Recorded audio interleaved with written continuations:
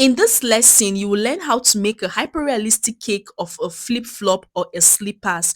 So the main thing we need here for us to be able to achieve this particular slippers or flip-flop, you will just go on Pinterest or on Google and type flip-flop templates, and you will see so many templates of flip-flop. But don't worry, I will post the link to this particular template in the description box so that you'll be able to use this particular template. So once you print out your template, just go to the cyber cafe and print out this particular template. And after printing it out, just use your scissors to dismantle everything and place it on your cake. Yes, just place it on your cake and begin to cut out. Cut out the exact size, cut out the exact shape. It should not be too small, it should not be too big, it should be exactly. After cutting it out, just take your cakes that are the remnants of your cakes, just place them aside so that you'll be able to have more space on your table. Then you can now cut out more distinct size. Is very important. So I had to also turn the cake like over so that I'll be able to also shape the sides. So when I was trying to turn the cake, it had to break into two. So but that's not a problem. I just had to add a little bit of butter icing and sealed it back, so it is already sealed. So after that, begin to apply in your butter icing, just crumb coat the cake. Also, if this flip flop is too high for you, you can still reduce it. So it's based on what you're working with, is based on your customer's description or what you want. That's very important. Make sure you like this video, and please don't share this link to anybody. This is a paid class. If you share the link, you're kind of cheating me, and you're also cheating yourself. So after crumb coating your cake, just roll out your fondant icing. Your fondant icing should be a little bit thin. It should not be too thick, it should not be too thin, but it should be at least a little bit thin. Then place it on your cake and make sure you use your fondant smoother to smoothen out everything. After that, then get your pizza cutter and begin to cut out the excess step by step. Don't cut out the excess at once, just cut the excess step by step. It's very, very important. So as you're cutting it out, just keep on using your hands to like press it down the slippers or down the flip flop. So that's very important. And please, if you have any questions, drop your questions. This is actually a paid class. I will give you the attention, I'll give you the time.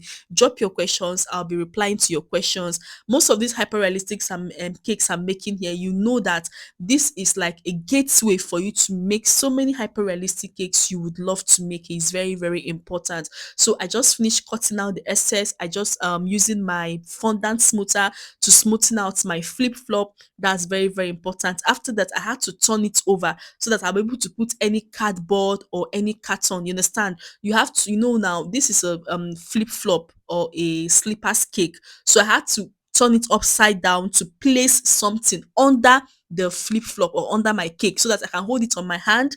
I can hold it like I can just hold it on my hand. I can still place it on my board. It will still look nice. So can you see how it's looking? So then after that, we're going to make a hole on this particular cake. Now get your slippers templates. Don't worry, when you print out this template, there's a place that you see some circles or some dots. That is where the hole of your slippers will be. So we have the first hole and we have the two holes at the bottom. Yes, so I just gave it a hole. Just use any of your modeling tools to make the hole, so you can just keep your template aside. And now for these slippers, we're not leaving the slippers this way. This slippers is going to come with a pattern on it, and I just printed out this beautiful pattern. So if you would like to get this pattern, I will also drop the link on how to get this pattern.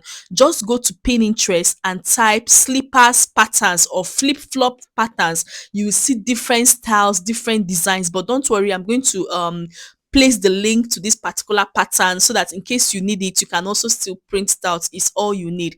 So after that, I'll just need to cut the exact same size of this particular slippers on the pattern. So once I just cut it, I just applied a little bit of water where I'll be placing my papered pattern.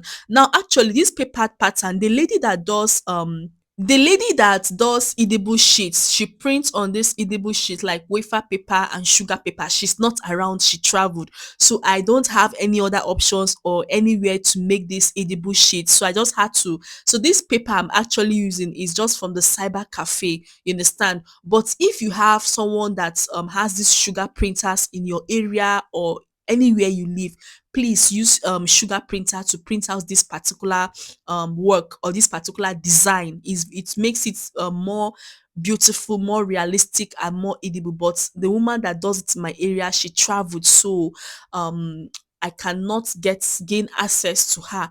So this is me just covering the pattern, just covering my slippers with this beautiful pattern. There are so many types of pattern. We have the flower like pattern, we have the moonlight pattern. Like, it's so much, it's so beautiful. But then I decided to choose this one. So this is me, I'm just trying to arrange everything. So I had to also turn it upside down and also use my scissors to trim out the excess paper.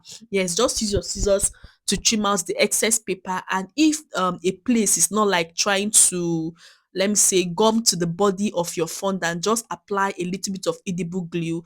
And I just placed my flip flop template on top of this particular cake to make those same holes.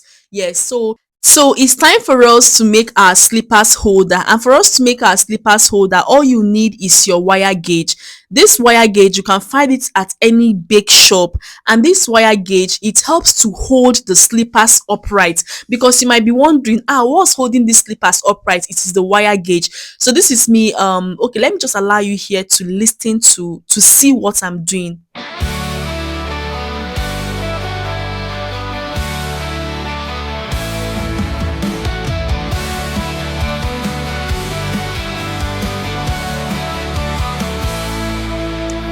So I just worked on the wire gauge to be the same size as that of my slippers holder template. I couldn't explain that place, but from looking at what I did, I hope you understood. But if you have any questions, you can just still ask me that question. So this is me making some fondant icing so that I'll be able to cover my wire gauge. Yes, I'll be able to cover my wire gauge. So make sure, don't use water.